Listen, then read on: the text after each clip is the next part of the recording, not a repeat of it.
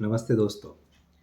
क्या आपको कभी ऐसा सिचुएशन फेस करना पड़ा है जहाँ पे आपके पास एक से ज़्यादा चॉइसेस है और आपसे डिसीजन लिया नहीं जा रहा है या फिर आपको डिसीजन लेने में डर लग रहा है? अगर इसका आंसर हाँ है, तो इसका मतलब वो उस टाइम पे आप डिसीजन पैरालिसिस फ़ील कर रहे थे और ये जो फिनोमेनन है, इसको बोलते हैं पैराडॉक्स ऑफ चॉइस।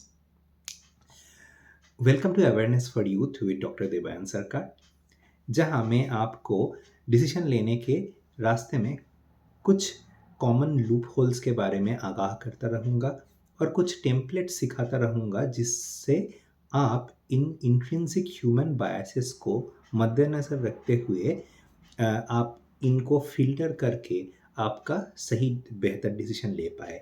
और मैं ऐसा भी टॉपिक्स लेके आता रहूँगा जो कि कॉन्टेम्पोरेरी टाइम्स के साथ रेलेवेंट है और वो आपके इंटरेस्ट का होगा। एंड आई विल अटेम्प्ट कि आपको उसमें मैक्सिमम से मैक्सिमम क्लैरिटी दे दे पाऊँ, ताकि आप और बेहतर और सुकून भरा लाइफ लीड कर पाएंगे। तो आज के टॉपिक पे वापस आ जाते हैं, जो कि है पैराडॉक्स ऑफ चॉइस। अच्छा, तो सबसे पहले एक सिंपल एग्जांपल से स्टार्ट करते हैं। सपोज आप नेचुरल्स या फिर जिलेटो टाइप के कोई एक आइसक्रीम शॉप पे गए हैं जहाँ पे आपको मल्टीपल आइसक्रीम के फ्लेवर्स को ट्राई करने का मौका मिलता है। आप देखेंगे कि 2-3 फ्लेवर्स ट्राई करने के बाद आपको आपके टंग में एक सुन-सा महसूस होगा कि आप डिफरेंट फ्लेवर्स को और ट्राई आउट करके और समझ नहीं पा रहे हैं कि उनका एक्चुअल फ्लेवर पहले वाले से बेहतर है कि नहीं है। ये जो फिनोमेनन है, ये होता है, इसका नाम है डिसेंसिटाइजेशन, जो कि हमारे टंग के जो टेस्ट रिसेप्टर्स होते हैं उनका एक समय के बाद और वो रिस्पॉन्ड नहीं कर पाते, तो इस फिनोमेनन को डिसेंसिटाइजेशन बोला जाता है। लेकिन अगर आप ऐसे सिचुएशन में एक डिसीजन लेते हैं और वो आइसक्रीम जो आपको लगा कि आपको अच्छा लग रहा है, वो आप घर लेके जाते हैं, तो शायद जिनके लिए लेके गए हैं, जैसे कि वो दोस्त हैं या फिर घर वाले हैं या फिर आप खुद खा के आपको लग सकता है कि अरे ये तो उतना मज़ेदार नहीं रहा। इसका रीज़न ये हो सकता है कि आपका जो डिसेंसिटाइजेशन हो जाने की वजह से आपने गलत डिसीजन ले लिया हो।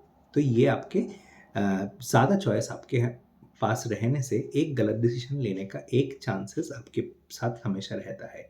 लेकिन ये वाला जो डिसीजन है, इस वाले में ज़्यादा कोई स्टेक्स नहीं है, मतलब ये आपके लाइफ में बहुत लंबा चौड़ा इम्पैक्ट नहीं डालने वाला है। यहाँ पे ही एक और कंडीशन लेते हैं हम, जहाँ पे हम लोग देखेंगे कि अ, बच्चे जब 10th के बाद एक स्ट्रीम चॉइस करते हैं, तो उस सिचुएशन पे क्या हो सकता है। तो पेरेंट्स इस टाइम पे काफ़ी इम्पोर्टेंट रोल प्ले करते हैं और कभी कभार अपना मर्जी भी बच्चों के ऊपर थोप दिया जाता है।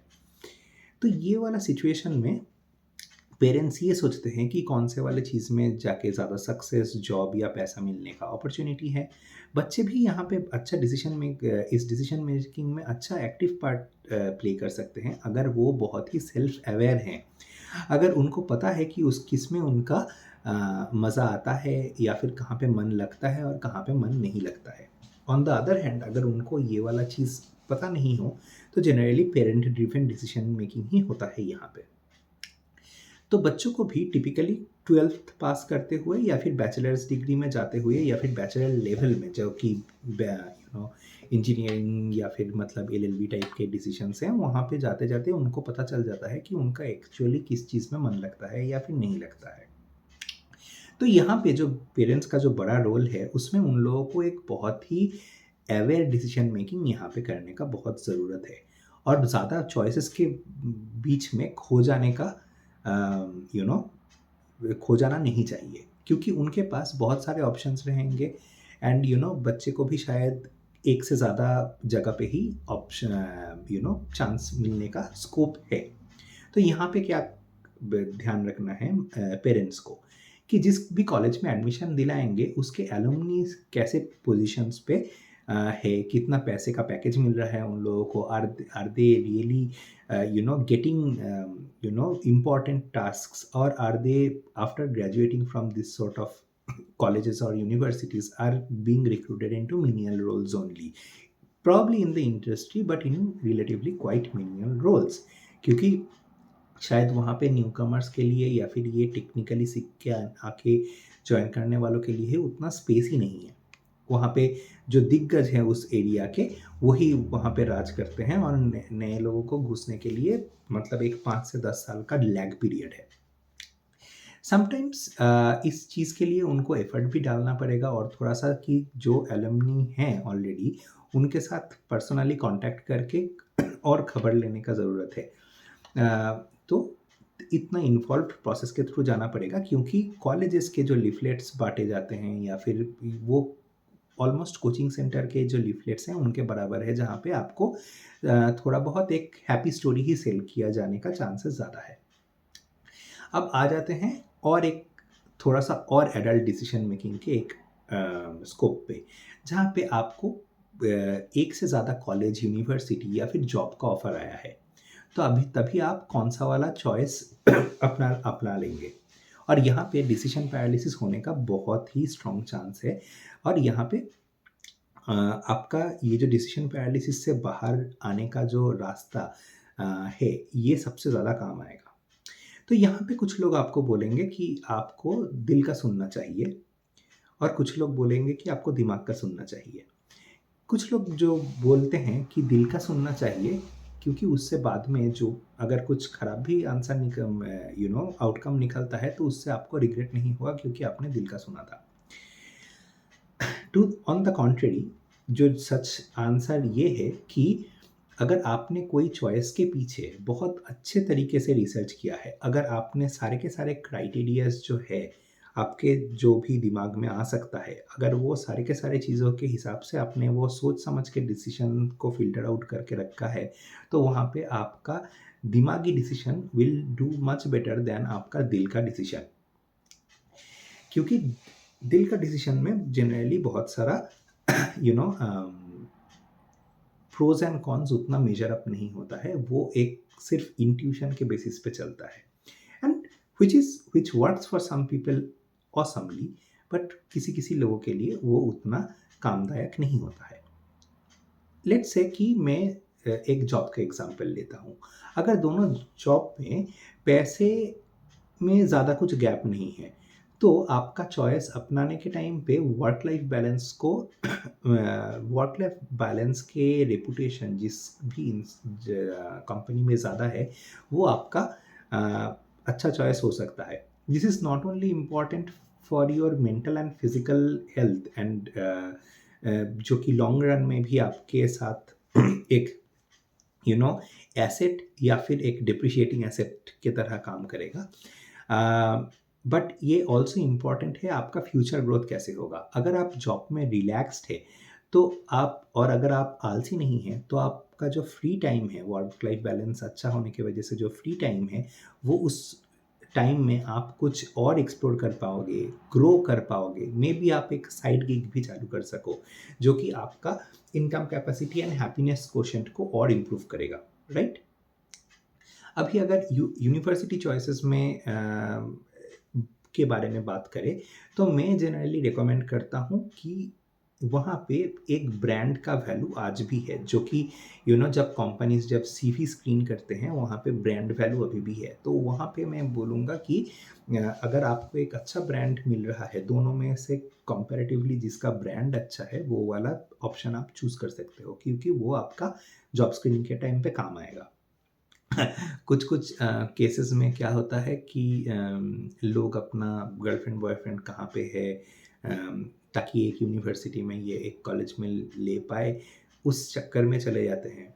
हम लोगों में से बहुत सारे लोगों ने ही ऐसे टाइप के डिसीजन लिए हैं, आप लोगों को भी पता होगा। और there are only few cases where those relationships continue on to fruition, जिन लोगों का शादी वादी होता है।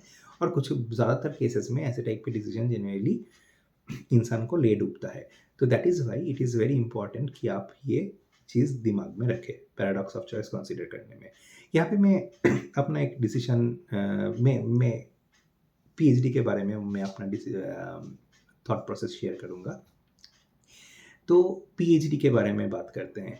तो पीएचडी में मैं जनरली रिकमेंड करता हूँ कि जहाँ पे आपका अच्छा एक इंसान जो इंसान अच्छा है वो आपको मेंटर की तरह मिले, तो वैसा टाइप का चॉइस आपको करना चाहिए, क्योंकि and not necessarily the more successful और the more famous one.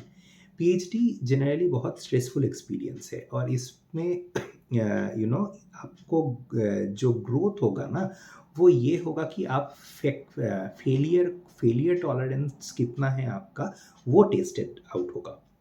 And that is why इस सिचुएशन में आपको एक सपोर्टिव बॉस या मेंटर का बहुत ज़रूरत है।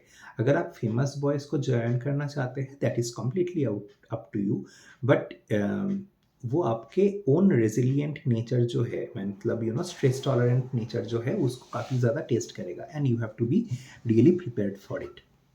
And you are free to take that decision, but it's just my own recommendation. And these days many other scientists and people who are aligned with this work life balance concepts and everything, so they are coming up with this kind of thought processes, because जो कि mental stress का जो impact है PhD students के ऊपर पड़ता है, और एब्यूसेस का जो बैकग्राउंड आता है, उससे बचने के लिए ये बहुत ही कारीगर है। तो यहाँ पे मैं अपना एक एक्सपीरियंस शेयर करता हूँ about choosing IISER Pune over IIT Kanpur and IISc Bangalore, जहाँ दोनों इन सब जगहों पे मेरे को एडमिशन मिला था। तो ऑब्वियसली आईआईटी कानपुर और आईआईएससी बेंगलोर काफ़ी ज़्यादा फेमस है, लेकिन मैंने देखा कि कहाँ पे पीएचडी जल्दी होता है, और इस डिसीजन के बेसिस पे ही मैंने अपना पीएचडी कहाँ पे ज्वाइन करना है इसका डिसीजन लिया था। कि ऑल्दो पीएचडी जर्नी मेरा भी टॉपसी टर्फी था, इतना स्मूथ नहीं था, लेकिन I could finish it in about 5 years, जो कि आईआईएससी और आईआईटी कानपुर में काफ़ी लेस फ्रिक्वेंटली ऐसा टाइप का कोई फिनोमेनन देखा जाता है। क्योंकि जब आईआईटी कानपुर में भी मैंने बात किया था, तब उन्होंने बोला था कि टिपिकली हम लोगों का 6 साल लगता ही है। तो ये उन लोगों का नॉर्मल ट्रेंड था, और अगर नॉर्मल ट्रेंड उतना है तो फिर ऐसा हो ही सकता है कि उससे ज़्यादा भी टाइम आपको लगे। अच्छा, अभी एक चीज़ में आते हैं जो कि I think one of the most important decisions है लाइफ का, उसमें आते हैं जो कि है मैरिज। अभी जिन लोगों का लव मैरिज करना है और लव मैरिज के फ्रूइशन तक जा रहा है, उनके लिए तो बल्ले बल्ले है। लेकिन आजकल के दिन में जब अरेंज मैरिजेस का मैच मेकिंग होता है, तो वहाँ पे रिलेटिव्स के कनेक्शन या फिर लोकल समाज के कनेक्शन से ज़्यादा आ रहा है ये भारत मैट्रिमोनी या जीवन साथी के चॉइसेस आपको ज़्यादा मिल रहे हैं। यहाँ आपको इतने सारे चॉइसेस मिलेंगे कि आपको वो टिंडर जैसा ही right swipe left swipe type का फील आ जाएगा। एंड इसके वजह से आपको समझ में नहीं आएगा कि कौन सा कैंडिडेट या फिर कौन सा इंसान आपके फ्यूचर वाइफ होने के लिए सबसे ज़्यादा रेलेवेंट या फिर सबसे ज़्यादा करेक्ट है। और आप देखेंगे कि आपका जो फरमाइशी प्रोग्राम है वो कभी भी ख़त्म नहीं होने वाला है, अगर आपका मतलब अगर आप उस चीज़ को अगर कॉन्टिन्यूसली अगर उसी को प्रेशराइज या फिर आप उसी को फीड करते रहें। यहाँ आपको एक basic set of criteria decide करना है, और एक शादी का डेट दिमाग में रखना है, और इसके हिसाब से ही आपको डिसीजन लेना है, जिसके साथ वो सारे मैच कर जाए, जो कि बेसिक क्राइटेरिया है वो सारे मैच कर जाए, और उसके साथ साथ 2-1 फरमाइशी प्रोग्राम शायद आपका मैच कर जाए, अगर आपका लक अच्छा हो तो आप उन्हीं से शादी करने के लिए आगे बढ़ जाइए। और इसी से आप करेक्ट टाइम पे शादी करने का जो आपका गोल था, क्योंकि आपने पहले ही date of marriage kind of fix कर लिया था, अप्रॉक्सीमेट डेट ऑफ नॉलेज, तो वो आपका मैच कर जाएगा।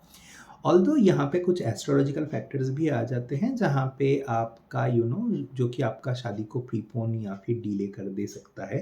मतलब आप देखते हैं कि कोई बहुत जल्दी शादी कर लेते हैं और कोई काफ़ी लेट शादी करते हैं। It's not always about a matter of choice, but wherever choice can be controlled, तो उसके बारे में यहाँ पे मैं बात कर रहा हूँ।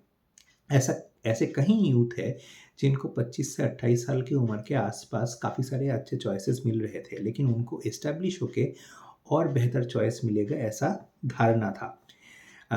एंड वो फिर 33 से 35 साल की उम्र तक आते आते और थोड़ा एस्टेब्लिश्ड भी हो जाते हैं, ज़्यादा कमाने भी लगते हैं। लेकिन क्या होता है कि उस टाइम पे एक effective shrinking on the population of choices that that person would get, वो आ जाता है। एंड उसके वजह से वहाँ पे काफ़ी ज़्यादा रिग्रेट आने का स्कोप आ जाता है। तो आई सिंसियरली होप कि ये टॉपिक मैंने आप लोगों को अच्छे से समझा पाया हूँ, और मेरा सजेशन यही रहेगा कि आप इसी लाइन पे अपना अगर डिसीजन मेकिंग को फ़िल्टर आउट कर सकते हैं, तो ये आपके लिए काफ़ी अच्छा रहेगा, जहाँ पे आपके पास काफ़ी सारे चॉइसेस है। क्योंकि आपके पास अगर मतलब कोई भी बड़ा डिसीजन के लिए एक सेट ऑफ रूल्स का टेम्पलेट, एक सेट ऑफ क्राइटेरिया का टेम्पलेट आपके पास रहना चाहिए, जिसके थ्रू आप उस चीज़ को फ़िल्टर आउट करेंगे। And if you like this video, please don't forget to click the like button. Please share and subscribe also, and please spread this channel among your friends, so that I can also reach out to more and more people who might be helped by this sort of mental models and decision making tools. I will see you again in the next video. Bye bye, take care.